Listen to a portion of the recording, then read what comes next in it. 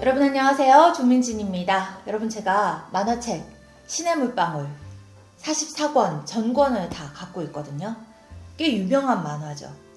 와인을 소재로 한 일본 만화인데요. 제가 와인을 좋아하기도 하지만요. 이 만화를 보다 보면은 와인을 마시고 있지 않아도 와인에 취하는 기분이 들 만큼 와인 맛과 향에 대한 주인공들의 표현력이 정말 어마무시하게 절묘하고 환상적입니다. 만화책이지만 저는 정말 틈틈이 아껴서 음미하면서 읽는 책이고요. 이제 3권 남았습니다. 아쉬워요. 물론 또 반복해서 보겠지만 볼 때마다 이 글을 쓴 작가 아기 타다시의 표현력에 감탄을 하게 됩니다. 그래서 만화를 보면서 말과 글에서 표현력을 기르는 법에 관한 콘텐츠를 만들어 보면 좋겠다는 생각을 자주 했는데요. 이번 영상에서 다뤄보겠습니다. 이 신의 물방울 주인공들은요, 와인을 표현할 때 그냥 맛있다, 향이 좋다 이렇게 말하지 않습니다. 그렇게 단조로우면 작가가 스토리를 44권까지 못 끌고 가겠죠. 예컨대 37권 131쪽에서는요 이런 묘사가 나옵니다. 세라 에스펠트 테레스 네그레스 2010년산이래요. 이 와인 맛을 저는 모르는데요. 이렇다고 합니다. 석양이 비추는 거리에서 과자 대신 체리를 먹는 어린아이 같은 와인이야. 밝고 즐겁고 웃음소리도 들리고 움직임이 있어. 마시면 마음이 들뜨는 와인이래요. 와, 어떤 맛과 향일지 감이 오세요, 여러분? 마셔보고 싶죠?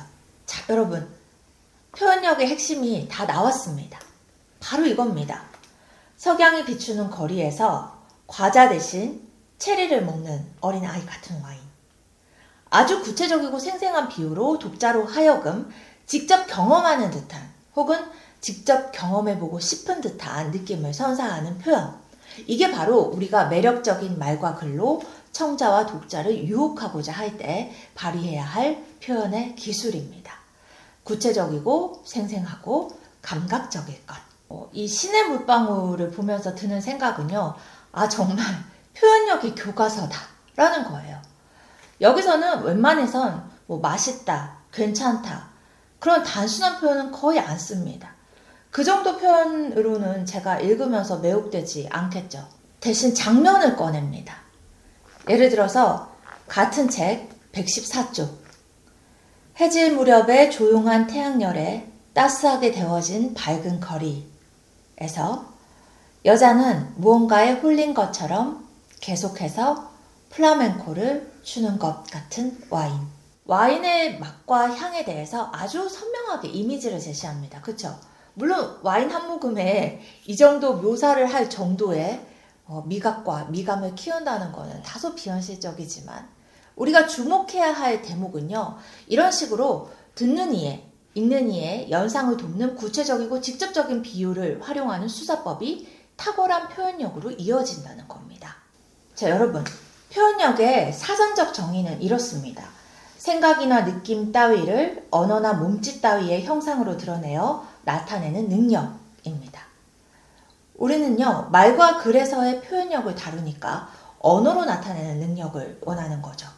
물론 신의 물방울을 쓴 작가의 표현력을 보면 좀 기가 죽기도 하지만 너무 거창하게 생각하지 말고 쉽게 생각해 보는 겁니다. 표현한다는 거는요, 내가 뭔가를 막 새롭게 만들어내는 거라기보다는요, 이미 존재하는 걸 발견하고 드러내고 전달하는 거라고 생각하면 좋습니다.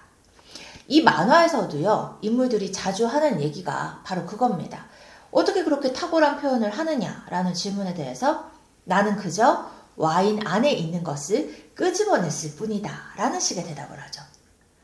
여러분, 다비드, 피에타 같은 위대한 조각 작품을 만든 이탈리아 르네상스 시대 예술가 미켈란젤로가 남긴 말과 비슷합니다. 미켈란젤로가 이렇게 말했죠. 대리석 안에 천사가 갇혀있다. 나는 단지 그 천사를 꺼낼 뿐이다. 불필요한 부분을 깎아내고 이미 있는 걸 잘 드러내는 작업이 조각하는 일이라는 생각을 가졌던 겁니다. 말과 글이라는 언어로 뭔가를 표현할 때도요. 일단은요. 잘 관찰하고 잘 느끼는 게 가장 중요합니다. 말과 글은 그런 나의 감각이나 직관을 남에게 보여줄 수 있도록 꺼내는 도구일 뿐입니다. 제가 에세이 수업을 하면요, 가끔씩 글을 굉장히 잘 쓰시는 분들이 형용할 수 없다는 표현을 쓰는 경우가 있습니다. 저는 말씀드려요. 형용하실 수 있다고. 형용할 수 있을 텐데 약간 귀찮아서 대충 쓴 것 같으니까 다시 생각해 보라고 말씀드립니다. 형용할 수 없다는 여러분 가급적 지양하는 게 좋습니다. 보통 말과 글로 나타낼 수 없을 만큼 벅찬 그런 감정을 드러낼 때 우리가 종종 쓰는 말이긴 한데요. 형용할 수 없다고 말하는 순간에 청자나 독자는 그야말로 그 상황이나 사물에 대한 선명한 이미지를 따라 그릴 수가 없습니다. 그래서 그런 동사로는요, 독자가 아니면 청자가 화자나 필자의 감정을 제대로 전달받지 못한다는 점을 인지하셔야 됩니다. 청자나 독자를 위해서라도, 그리고 나의 표현력을 위해서라도 어떤 감정이든지 또 어떤 경험이든지 언어로 풀어내는 습관을 갖는 게 중요합니다. 비슷한 맥락에서요, 요즘 우리가 많이 쓰는 단어 대박 있죠. 저도 일상에서는 곧잘 씁니다. 되게 좋거나 놀랍거나 그럴 때 그냥 대박 이렇게 많이 말하는데요. 일상에서 채팅하고 그럴 때는 편하게 한 큐에 퉁치는 그런 짧은 말 괜찮을 수 있는데요.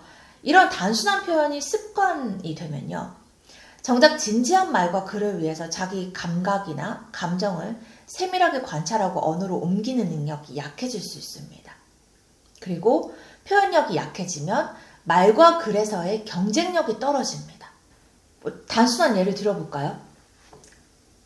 오늘은 대박이었다 라는 문장하고 오늘은 마치 햇살을 받은 유리잔이 반짝이는 것 같은 하루였다 라는 문장을 비교해 본다면 후자가 훨씬 더 생생한 이미지로 다가오죠. 표현력이라는 거는요, 상대방 머릿속에 이렇게 생생한 그림을 그려주는 힘이라고 생각하시면 좋겠습니다. 와인을 얘기할 때요, 이 와인은 아직 닫혀있다 혹은 반대로 열렸다 이런 말을 들어보신 적 있으실 겁니다. 신의 물방울에서도요, 되게 많이 나오는 표현인데요, 와인에서 닫혔다거나 열렸다는 표현은 향과 맛이 얼마나 드러나 있는가를 말하는 거죠. 와인이 닫혔을 때는 마셔도 향과 맛이 잘 안 느껴집니다. 아직 숙성이 덜 됐거나 개봉한 지 얼마 안 돼서 공기와 접촉이 부족하면 그렇습니다. 반대로 와인 향이 풍부하게 피어나고 맛과 균형이 좋아지면 열렸다라고 표현하는데요. 이거는 와인이 공기와 만나서 아로마와 풍미가 살아난 상태죠. 말과 글도요, 여기에 비유할 수 있을 것 같습니다. 단순한 팩트에 더해서 생생한 묘사나 비유, 감정을 충실히 표현하면요, 건조했던 문장이 마치 열린 와인처럼 풍미가 터집니다. 청자와 독자를 사로잡는 포인트가 되는 거죠. 그러면 표현력을 기르는 실전 훈련법 3가지 꼽아드리겠습니다. 먼저 감각을 언어로 옮겨보는 연습입니다. 만약에 커피를 마시면요, 그냥 마시다 하지 말고 향이나 맛, 질감을 표현해 보는 겁니다. 고소한 견과류 향이 섞여 있고 초콜릿 맛이 나고 벨벳처럼 부드럽다 이런 식으로 이렇게 표현하면 이 커피가 더 매력적으로 느껴지잖아요.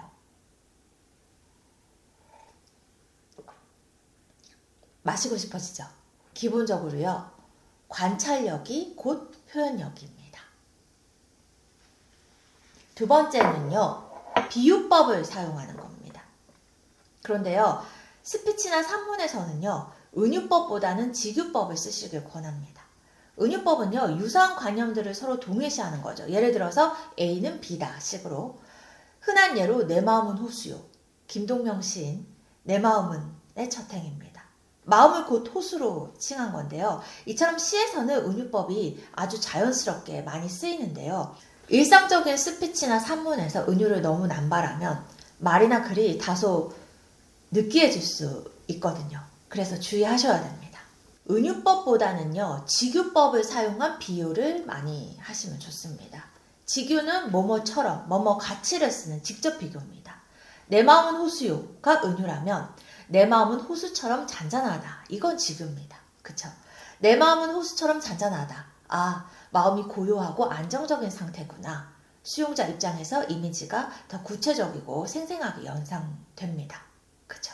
물론 가끔씩 포인트로 은유법을 사용해서 강렬한 효과를 줄 수도 있어요. 이 신의 물방울에서도 와인을 마시는 걸 시간을 마시는 것이라고 표현하고 있거든요. 이거는 오래 숙성해야 하는 와인의 특성을 겨냥해서 아예 와인은 시간이라고 은유적으로 표현한 거죠. 와인을 마시는 것은 시간을 마시는 것이다. 멋지죠?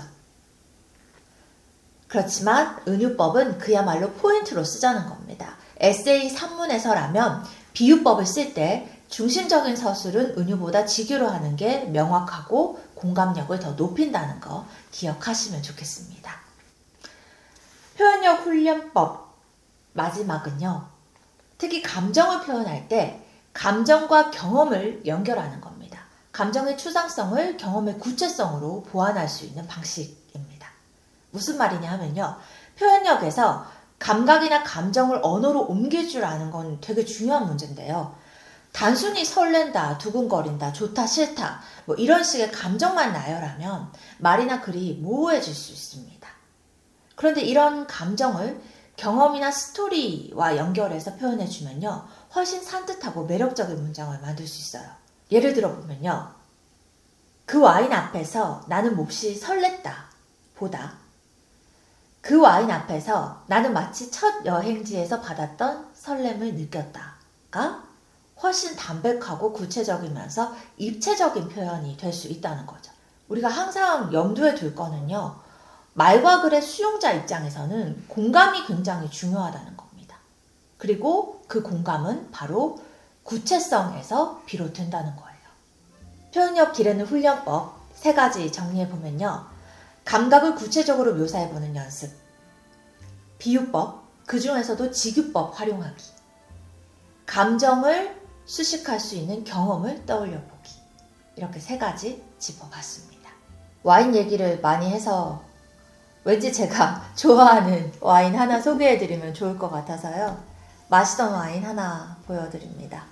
브레드 앤 버터 샤르도네 미국 화이트 와인인데요. 이 와인을 좋아하는 이유가요. 여러분 이름 그대로 와인에서 빵하고 버터 맛이 나거든요. 제가 완전 빵순이라서 그런지 그 마시면 정말 그 크러상 있죠. 크러스트에서 느껴지는 버터리하고 크리미한 맛이 나면서 마치 휴가 온 것처럼 여유로운 기분이 되는 것 같습니다. 가볍게 마실 수 있는 대중적인 와인이니까 여러분께도 한번 추천드려 볼게요. 지금 보고 있는 풍경 또 먹는 음식 매혹적으로 표현해보는 하루 보내시길 바라고요. 여러분의 좋은 감각을 댓글로 남겨주시면 피드백도 드리고 함께 느껴보는 즐거움도 얻으면 좋겠습니다. 구독과 좋아요도 많이 해주시고요. 또 다음 영상